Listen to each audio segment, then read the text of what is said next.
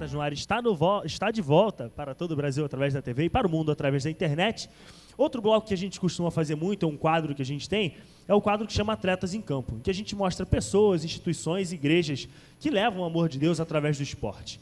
No quadro de hoje, é lógico que a gente quer falar sobre o trabalho dos pequenos grupos de atletas de Cristo. Para falar sobre esse trabalho, a gente quer chamar o pastor Zic. Recebam ele com uma salva de palmas para falar sobre os grupos pequenos.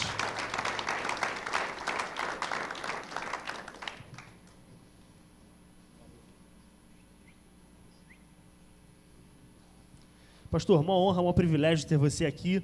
E a gente queria começar te perguntando como é que foi que começou o seu envolvimento com o esporte e com atletas de Cristo? Primeiro, obrigado pela oportunidade de estar aqui. Em 1982, eu era pastor de jovens da Primeira Igreja Batista de Niterói. E houve um final de um campeonato, acho que é a Copa do Brasil, em que o Grêmio foi jogar contra o Flamengo no Maracanã. E o Baltazar era o artilheiro do campeonato. E eu tinha um programa de rádio dos jovens da igreja chamado Canto Jovem. E a pretexto de fazer uma entrevista com o Baltazar, eu fui procurá-lo no aeroporto, porque eu queria saber se ele realmente era um cristão ou se era um tipo que ele fazia. Porque eu fui criado numa igreja em que a bola era o ovo do diabo. Jogar futebol era pecado. O joelho que se dobra para chutar uma bola não é o mesmo joelho que se dobra para orar. E tinha até base bíblica para isso, né? Porque dizia que Jesus sempre falava em parabola. Ele disse que o campo é o mundo, né? Mandou tirar as traves, mandou jogar a rede no mar, né?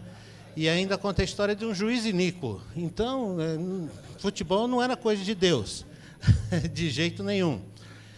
E aí foi meu primeiro contato com o Baltazar. Em 83 ele foi jogar pelo Flamengo, em 84 ele foi jogar pelo Botafogo, e um dia ele me ligou, nesse tempo de Flamengo, nossa amizade se fortaleceu, e ele foi jogar no Botafogo, e um dia ele me ligou e falou: Zic, se eu reunir um grupo de atletas aqui na minha casa, convidar uns amigos, você vem aqui dirigir um estudo bíblico para nós? Eu falei, tá bom, eu não sabia no que eu estava me metendo. Eu falei, tá bom, eu vou. E assim, numa quinta-feira, num mês de julho, não me lembro o dia, em 1984, no condomínio Riviera del Fiore, lá na Barra da Tijuca, eu comecei o meu envolvimento com Atletas de Cristo. Agora, pastor, em vários atletas que a gente entrevista, aqui mesmo no Congresso, a gente tem ouvido muitas vezes falar no seu nome, né? Muitos atletas falando, quem me orientou foi o pastor Zic e tal. O Duílio, zagueiro, campeão pelo Fluminense, jogava em Portugal, citou também seu nome como alguém que estava sempre ali no início da fé. Como é que o senhor lidava com essa questão? O senhor pastoreava uma igreja e também ajudava a evangelizar os atletas? Como é que o senhor levava essa questão dos grupos com os atletas de Cristo? Em 1986, eu tive que tomar uma decisão muito importante na minha vida, porque o grupo de atletas no Rio estava crescendo e eu não conseguia dividir o meu trabalho com os jovens da igreja de Niterói e o grupo de atletas. Então, eu tinha que tomar a decisão, ou alguém assumir o grupo de atletas para eu continuar o trabalho na igreja, ou deixar a igreja assumir o grupo de atletas. O grande lance, e a Alex acompanhou bastante essa época, é que a Atletas não tinha grana para me sustentar. E eu não tinha como... E eu tinha família, tinha filhos, eu precisava de sustento. E foram alguns meses de oração, dizendo, Senhor, o que fazer? Até que um dia, Deus me mostrou lá em Salmos capítulo 2, versículo 8, pede-me, eu te darei as nações por herança e os confins da terra por tua possessão. E aquilo colou na minha cabeça. Eu falei, Senhor, como é que é isso? Pede-me, eu te darei as nações da terra e os confins da terra por tua possessão. E, de repente, começou a passar na minha cabeça, assim, como é conhecido no meio do futebol, a nação vascaína, a nação rubro-negra, a nação corintiana, essas que são conhecidas as torcidas, né? E o Senhor começou a me mostrar que, através de atletas, do testemunho dele, a gente poderia alcançar essas pessoas com o testemunho dessas pessoas. E eu falei, tá legal, Senhor, mas e os confins da terra? Como é que eu vou para os confins da terra? E o Senhor me deu a estratégia, que era de estar discipulando atletas, para que aonde eles fossem, pelo mundo afora, eles fossem não só como atletas, mas atletas missionários ou missionários atletas.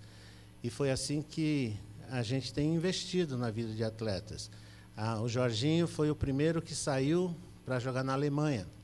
E pouco depois que ele estava na Alemanha, um dia ele me ligou e ele falou: Zic, me compra 100 Bíblias e manda para mim aqui, porque eu vou começar um trabalho aqui com os pessoas brasileiros que vivem na Alemanha, e eu quero começar um trabalho com ele.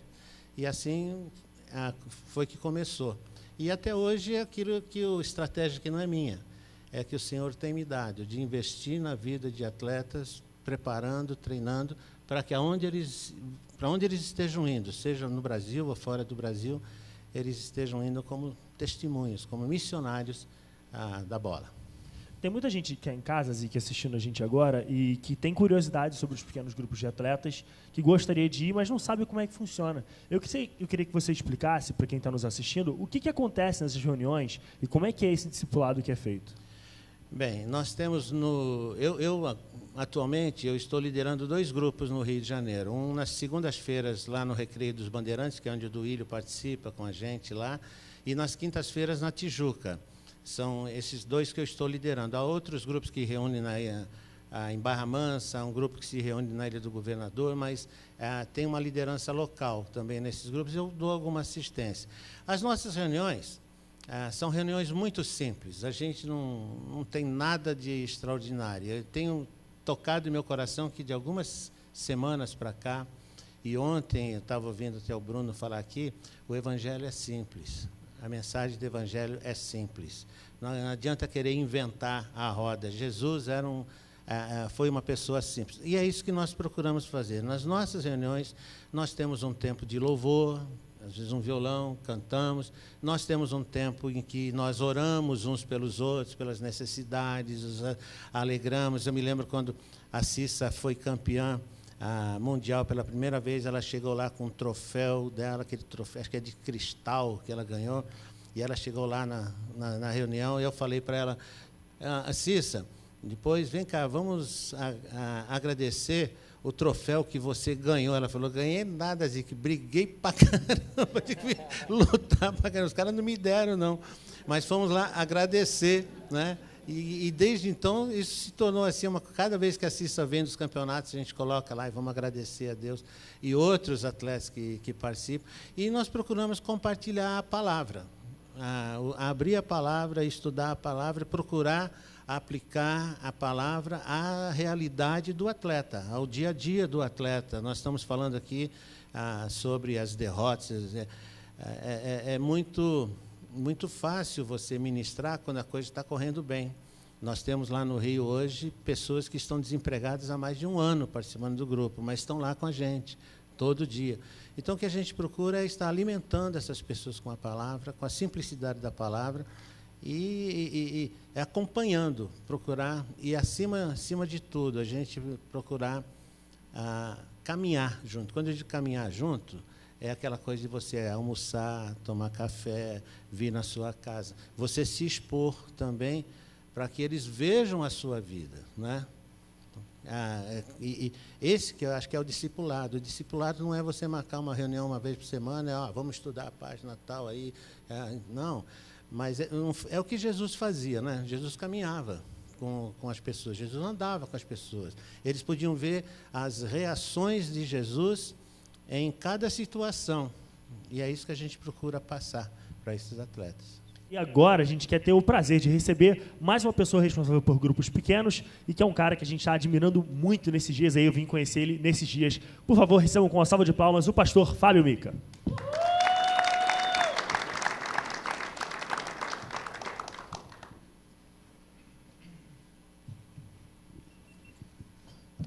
Então, cara, com você a gente queria fazer um misto dos 2 quadros, porque você foi atleta e agora lidera grupos pequenos. Então, para começar, eu queria que você contasse para a galera a tua experiência enquanto atleta. Como é que começou o seu envolvimento com o esporte e como é que você chegou a se profissionalizar?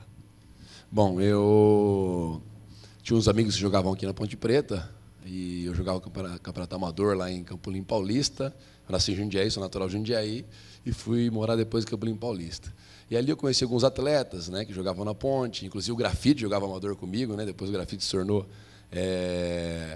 jogador da seleção brasileira em Copa do Mundo, e eles arrumaram um teste para mim aqui na Ponte. Eu vim no teste, fiz um teste, depois fiz outro teste, acabei chegando na Ponte Preta quando eu era juvenil, quando eu tinha 16 anos.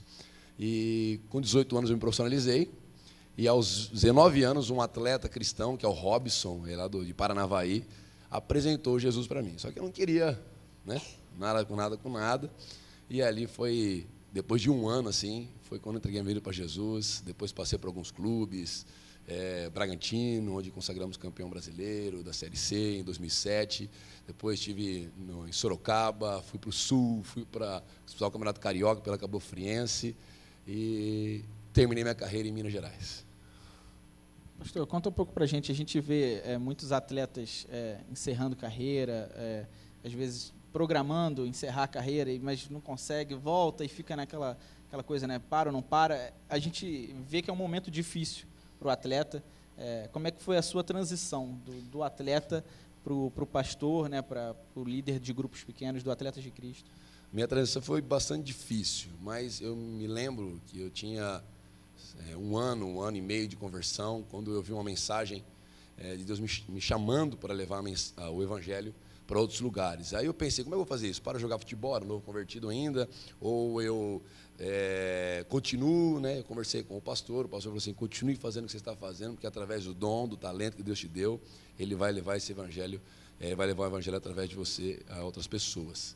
E eu fui ensaiando. Quando eu tinha 26 anos, eu lembro que minha filha estava para nascer, e eu disse a um atleta junto comigo, que jogava comigo, eu falei, eu vou encerrar minha carreira com 32 anos. Ele é mais cedo, eu falei, 32 anos, vou me preparar já, né? Minha filha vai estar com 6 anos, e ali eu vou estar participando da formação dela, aquela preocupação toda.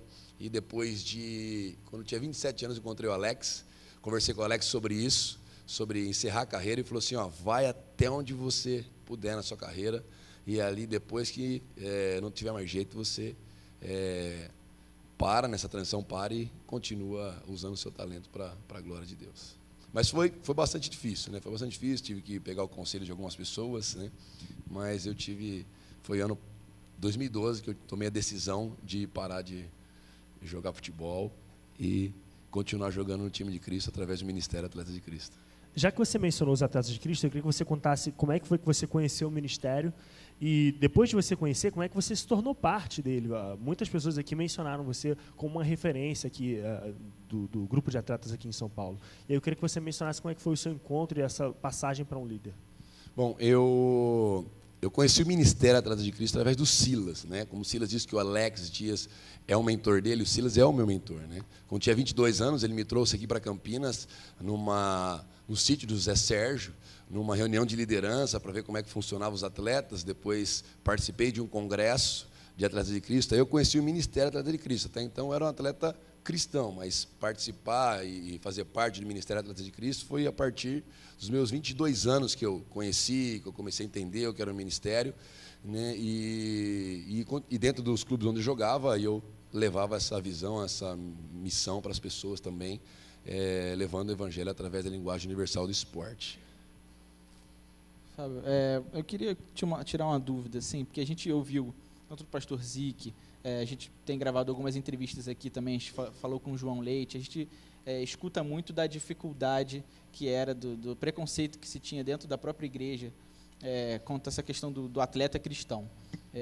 Você já mais jovem do que essa geração, que tipo de cenário você encontrou a partir do momento que você é um atleta e você é cristão? Como é que você conseguia levar a palavra e evangelizar outras pessoas no seu meio? Eu acredito que na época desses atletas era um pouco mais difícil do que hoje, né? Você levar o evangelho através do esporte, dentro de um clube ainda, onde havia muita restrição até por parte da igreja, né? Hoje eu tenho um líder, um pastor que tem uma visão totalmente aberta, meu pastor Aguiar, em relação ao reino de Deus, né? Em relação a Atletas de Cristo também, por ter o Paulo Pereira, que faz parte também da nossa igreja, ter o Silas também, isso também abriu muita a mente a respeito disso. Mas encontrei algumas dificuldades em alguns clubes, sim, né, algumas restrições, mas eu encontrei mais abertura, porque hoje em dia um treinador ele gosta de ter um atleta de Cristo, porque ele sabe que vai influenciar aquela galera que gosta da noitada, da balada, que precisa da concentração devido a esses. Você sabe que vai poder influenciá-lo para algo bom, né?